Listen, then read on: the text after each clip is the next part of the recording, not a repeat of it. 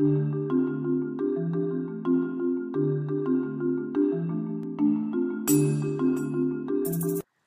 voici donc sur Google Maps, où on va à la fois pouvoir naviguer et repérer des lieux, ou à la fois créer ses propres cartes. Alors d'abord, quand on veut naviguer, on peut naviguer en cherchant spécifiquement un lieu, comme par exemple ici je cherche un lieu sur Toulouse. Il va me trouver le lieu, et quand j'aurai trouvé le lieu, je vais pouvoir aller plus loin, c'est-à-dire éventuellement dire, bah, tiens, j'aimerais bien voir la tête de cette adresse. Donc là, je vais pouvoir voir cette chose-là de cette manière-là, je vais pouvoir tourner, naviguer, un peu comme si j'avais une caméra pour pouvoir le faire. Je peux même partager la rue et déplacer mon personnage pour aller voir un petit peu plus loin, bah, justement au coin de l'autre rue, comment ça se passe. Et là aussi, je vais pouvoir naviguer. Je peux même aller jusqu'à faire du plein écran. Donc j'ai vraiment des stratégies de navigation qui sont assez magiques. Je peux me déplacer, avancer, comme si j'étais à pied pour pouvoir naviguer dans cette rue. Donc ça, c'est une première façon d'explorer Google Maps, c'est de trouver des adresses et puis après d'aller voir dans les villes qui ont été photographiées, de pouvoir repérer les lieux visuellement. Ensuite, je peux fabriquer des itinéraires, c'est-à-dire que je peux dire, bah, tiens, comment je pourrais aller depuis Paris à cette adresse à Toulouse en voiture, par exemple. Et là, il va me fabriquer instantanément l'itinéraire, me donner des éléments de route et les différents guides pour pouvoir le faire. Et je vais pouvoir éventuellement mettre ça en vision plan, en vision satellite, voire même en vision relief. En tout cas, c'est plus intéressant en vélo qu'en voiture, si c'est pour le relief. Et donc, si je reviens en vision plan, je vais pouvoir éventuellement enrichir ma carte d'une première chose, c'est le trafic.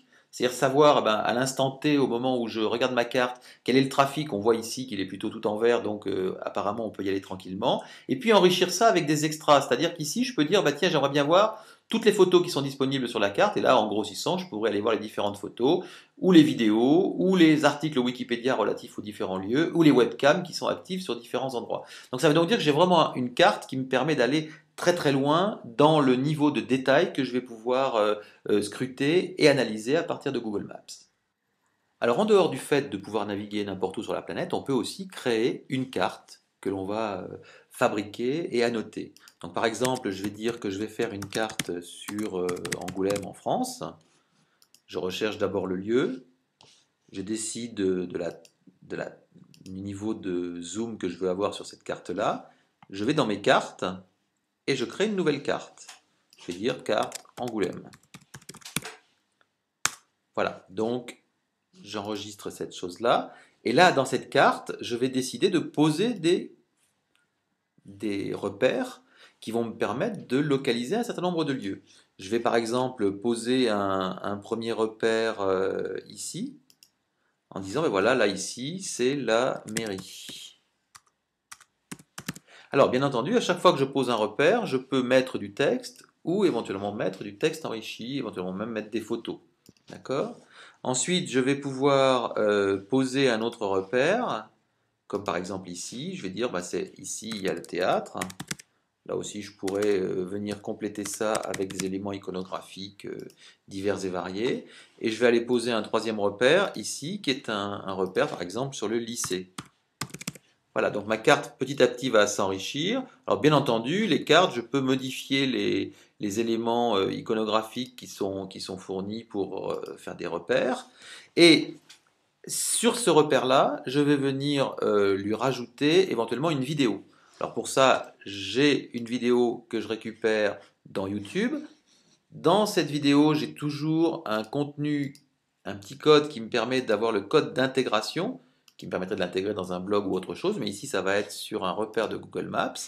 Je reviens ici, je dis voilà, je vais modifier mon code HTML, je lui colle mon petit code et j'enregistre ça. J'enregistre ma carte, je termine. Donc maintenant j'ai une carte Angoulême dans laquelle j'ai la mairie, le théâtre et le lycée. Le lycée me donne la vidéo qui a été intégrée dans le petit repère.